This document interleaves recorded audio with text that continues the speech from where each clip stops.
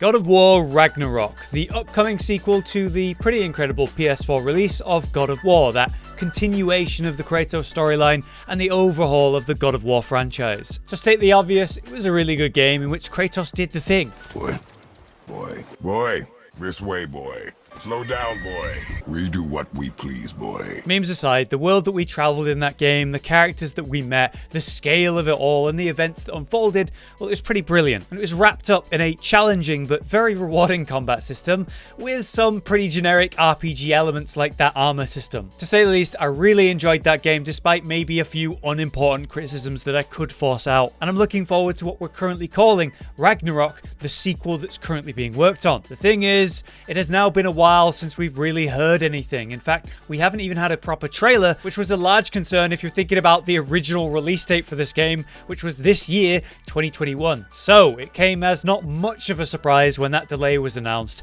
setting the game's release for sometime 2022. While disappointing, as I just said, it's expected, and with the recent travesty that has been crunch releases during a global pandemic, leading to the pretty iconic joke that was the Cyberpunk 2077 release, we obviously don't want anything like that ever again. I admit that personally I am kind of getting tired of every game I'm interested in being delayed even multiple times so commonly these days, but I would always rather have a delay and a later release date than a half-baked failure of an original release. So hopefully, as we move beyond the tough period that COVID had caused and the lessons that maybe it's even taught the gaming industry, maybe we'll see game announcements when it makes sense, you know, like we'll see a release date that's viable and not ridiculously ambitious. Or maybe I'm being a bit too optimistic. With all that said though, God of War Ragnarok is coming out sometime 2022, 4 years after the first game's release. That sounds about right to me. It's highly anticipated, it's highly regarded, and hopefully it's going to be even better than the original. And since we've been waiting a few years on this one, we thought it'd be a fun time to take a look at what we do know about the game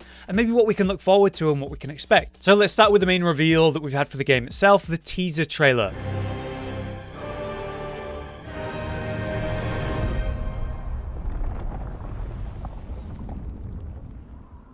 We have that Norse symbol with the words Ragnarok is coming. Probably why we're all referring to this game as Ragnarok for now until we get an official title. With the events of the original how it ended though, we kind of expected this setting already, but now we have some ideas of what will actually be happening in the world and who's going to be involved. If we look to the real world myth and the details of Ragnarok there, well, there's a lot we can maybe expect. I'm going to talk all about that in a moment as part of the spoiler part of this video, but let's just keep to official stuff first. Such as, thankfully, a detail we know for certain that this game will not be a PlayStation 5 exclusive, but a PlayStation exclusive, aka the game will be releasing on PS4 as well as PS5. This was actually confirmed by Herman Hulst, the head of PlayStation Studios, when he was explaining that games like Horizon Forbidden West and obviously the next God of War will still be released on PS4 as well as PS5. It's interesting that they're doing this. I think maybe a big part of it is the fact that people are really struggling to this day to even buy a PS5 if they want one. The production and release of that console has been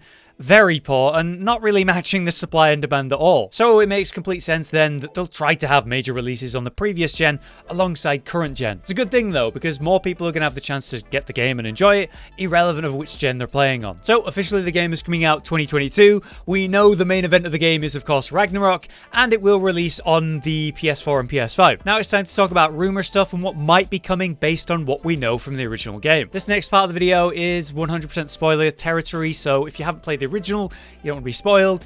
There you go. As we know from the original game, Kratos' wife and Atreus' mother, Faye, was a giant. Atreus is therefore a half-god and half-giant, and he also has another name, Loki. Now, while this telling of Norse mythology has had its, let's say, its own spin, Loki is still a trickster god of illusion and mischief, right? He's able to shapeshift, for example, which is not something we ever saw Atreus do. So that could speak to who he's going to become, and perhaps we'll see that a lot more in Ragnarok. Secondly, Fimbulwinter was coming towards the end of the game. That is the Great Winter that takes place before Ragnarok itself. The Great Winter takes a few years to pass, but there was this weird scene that we got at the end of the credits of the game. We got home, we sort of laid down, and then apparently it was several years later, a moment later. It felt like a moment had passed, but apparently years had. It has us seeing Kratos and Atreus waking up to someone banging at their door, and it's none other than Thor, who Kratos obviously asks, "What the hell do you want?" This scene is then interrupted, revealing that it was a sort of joint dream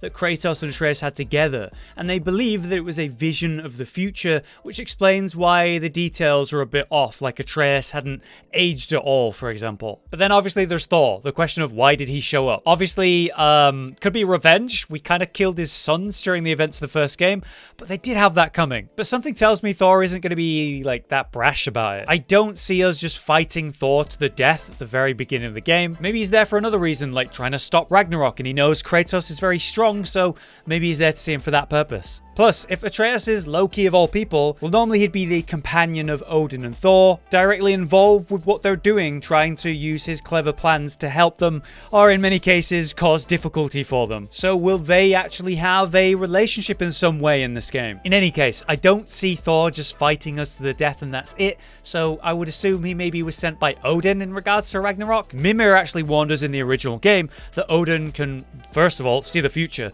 and secondly, was working desperately to prevent Ragnarok. One cool rumor we have in the community right now, though, is if we could actually be playing as Atreus in the sequel. He was heavily involved in the gameplay as more of a support character that we could control in minor ways, and if the events of the sequel do take place years later, well, he should be a bit more older and capable. If he begins to mature and become more Loki-like, maybe we'll see him in a sort of a rebellious teen phase where he's a bit tricksy, and maybe he's starting to discover his new Loki-like powers. Part of why people are thinking of this is because of Samuel Matthews, the concept artist for Ragnarok, who on a podcast talked about the differences between Kratos and Atreus when it comes to gameplay, noting that Kratos is kind of a close-range fighter, while Atreus takes a backseat with the bow, talking about perspectives of what it's like to be behind the perspective of Kratos or Atreus. So I guess this got the community thinking towards this concept that maybe we'll be bouncing between the perspective of Kratos and Atreus in the sequel, and I think that could be really cool. But now let's talk about the mythology of Ragnarok and what happens in that and what maybe it tells us about this game and what will happen in it. When we look at the real world mythology of Ragnarok, we can expect big picture stuff to be similar, but the details are probably going to be very different. In the original telling of Ragnarok, we're talking about a battle that happens at the end of the world, a period of true apocalypse for both man and gods alike, a period where gods are battling one another alongside the strongest monsters, who just so happen to be led by Loki. After the events of this war, most gods, most giants, and most monsters do die. Almost everything in the universe is destroyed. At one point, the entire world is on fire, and then after that, it's cast underwater. So whatever happens in this game, we can expect things to go pretty bad. But we do know there's going to be a third game in this series, so you got to wonder how all of that could happen. And then there's still another game after that. In the main mythology, Thor fights the Great Worm, and they kind of kill each other in the process. Heimdall and Loki fight to the death, and Loki survives long enough to actually see the end of the world. There's the question of Odin, and where and when he's going to appear more directly in the story. Maybe we'll see Thor versus the big old snake. Maybe Loki will come into his own and lead one faction and end up fighting Heimdall. But the details of how it will happen and why, well, I think that's going to be very different. Still, it's all a very interesting setting for the game. You got to wonder how Kratos is going to be feeling about all of this and how he's going to get involved and change things. That first game was largely about the father-son connection. How is that going to affect Atreus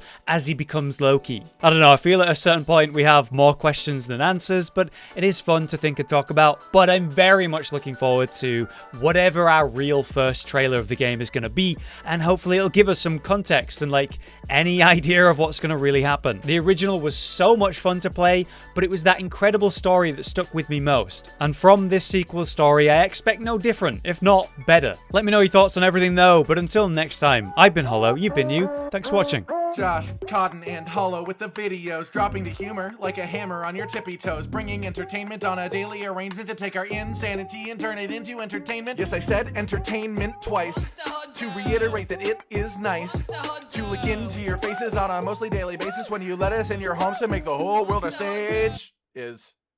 Goodbye.